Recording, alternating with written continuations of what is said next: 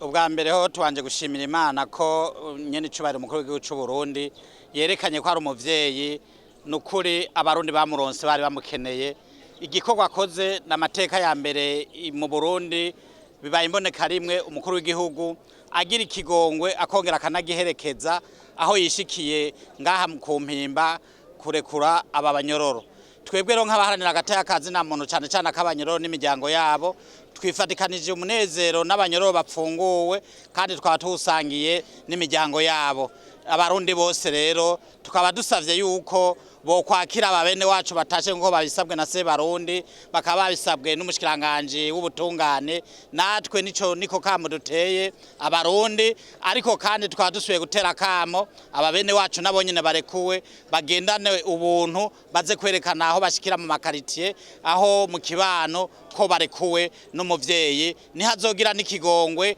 yavyivugiye akazorekura n'abandi kandi tukaba dushimye ko yihanikirije gose abarenganya abantu abivugiye ku mugaragaro hano mwese ku mpimba muvyumva yuko ariho aba OPG bafata abantu ku munsi wa gatanu bahengera mu gitondo ca kare ku wa mbere bagaca barekura abo ni babandi baba bafitiwe amadeni. Ivyo rero biraduha icizere tukaba dushimiye n'abadufashije igihe twariko turaharanira agateka k'abanyororo. Turashimiye n'Imana yaduhaye amagara igihe twariko turazunguruka amabohero 11 tubigisha ukuntu bazigenza.